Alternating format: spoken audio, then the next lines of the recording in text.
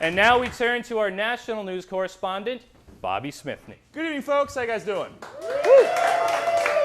All right, with the presidential election now in our rearview mirror and excitement building about America's next president, I thought I'd take a few minutes tonight and answer some viewers' emails. Here's the first one. Do you believe, as some media outlets reported in November, that racism is dead in America? Deirdre in Dorchester. Well, Deirdre, with the riots and outrage in Oakland about a black father being shot in police custody, there is still a lot of anger divided across racial lines. The election of an African American to our nation's highest office no more killed racism than it did cure obesity. Racism, as much as we might wish it were so, is not dead. It does, however, have cancer. It has horrible, inoperable cancer that will kill it eventually. We just need to hang tight and watch it wither away and try to get into its will. Next email. What do you think of the Burris situation? Should the Blagojevich-appointed senator be seated? Jim in Jamaica Plain. Well, Jim, let's think about it this way. Let's pretend I go and do something criminal, and I shoot JR in the face. Blam! Right in the face, no reason to tell the ambulance to rush.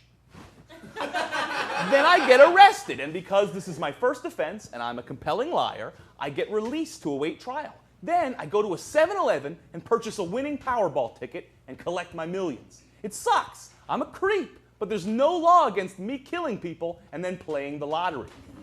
If, however, I was more concerned with not going to jail, I might just give all that money to a charity. The nicest, most honest, blackest charity around. They'd be a fool not to take my millions. That's a huge, never gonna happen again opportunity. And the charity isn't bad. It's me. Are you reading me, Jim? Last email. It looks like Al Frankin might have won the Minnesota senatorial race. Do you think you might ever run for political office? Eugene from Everett. I am flattered, Eugene. And yes, Frankin's political potential victory does intrigue those of us in the comedy profession. If a man can make it all the way from the Shire to Saturday Night Live to the Senate floor, surely one of us here at Boston Newsnet ought to get an alderman position or something. Come on! Yeah!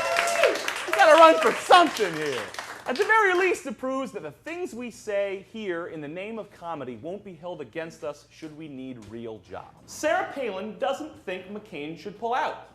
And judging by the size of her family, she doesn't think anyone should pull out of anywhere. Not Michigan, not Iraq, not Afghanistan, not her daughter, nowhere.